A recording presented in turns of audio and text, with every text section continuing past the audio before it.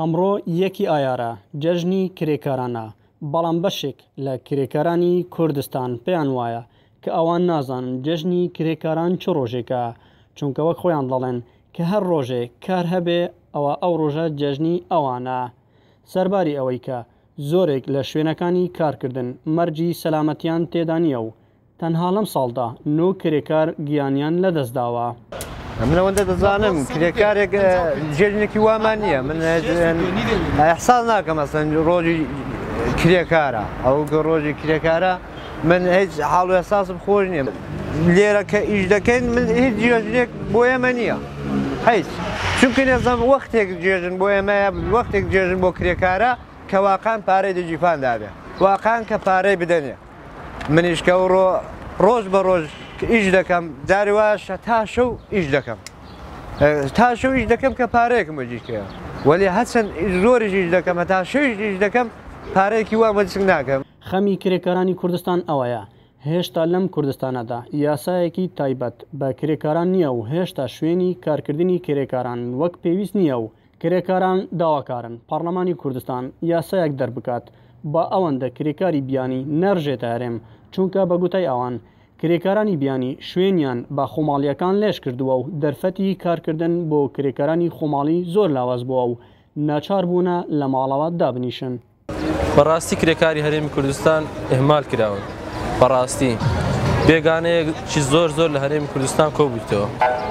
بەڕاستی ئێستاوا بینی کە سەیریکەن هەرێمی کوردستان کرێکاری خۆی بێکارەوە دەسوڕێتەوە لێرە، لە بێکاریان لە شەقامەکان کەوتون و ئێستا زەڵێن جەژنی کرێکارانە، بەڵام ئێمە چ جێژنێکمانەیە؟ جێژنێک چوامانیە کە هەنا خۆ حەزبی خۆمان بکەین کە ئێمە جەژنمانەیە وەکو ئەو خەڵکانەی کە لە دەروی وڵات دەژن. My job is fitness coach. I am based in Irwal Hotel, 5-star. I am fitness coach inside. بەپێی ئامارەکانی یەکێتی وەبەرهێنەرانی کوردستان 100,000 کەس بەهۆی قەیرانی داراییەوە لە کەرتی تایبەتدا بێکار بوون و ئەمەش کاریگەری لەسەر بازاڕ و ژیانی هاوڵاتیان دروست کردووە و بێکاری زۆر پەرەی سندووە. کەوتی دەنگی ئەمریکا، دەنگی کوردی ئەمریکا لە بەڕاستی ئەوە دەبێت کورد هەموو مافەکانی خۆی لەوێ دەست بەدە ئەبینین ڕۆژانە کرێکارەکانی ئێمە دەست لە کارەکانیان هەڵەگرن و واتە بێ ئیشەمێنەوە لە کوردستاندا. هیوادارم لە ڕۆژی جیهانی کرێکاراندا مافی کرێکارانی کوردستان دەست بەسەر بکرێت. تەنها کۆمەڵێک ڕێوڕسمی شایستە دەکرێت و بۆ کۆمەڵی خەڵک نازانیت. ئەگەر بێتە ناو خەڵک نازانێ کرێکار چێ، ئەتوو باشترین جێژن واتە باشترینی خۆشی بۆ کرێکارەکە ئەو ڕۆژە بتوانی دەستەبەردی بکەیت، باش ژیانێکی بۆ تامیکە ڕۆژانەکەی بەرێ و ئیشی پێمەکە، ئەوە خۆشترین ڕۆژە بۆ کرێکارەکە. تا دێت ژیانی کرێکاران قورستر دەبێت، بەڵام قەیرانی دارایی ئەوەندەی تر ژیانیان قورستر کردووە.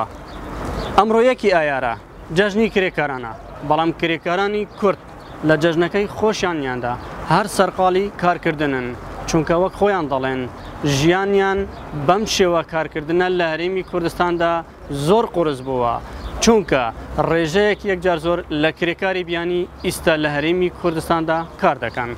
ئەحمەد زێباری دەنگی ئەمریکا، هەولێر.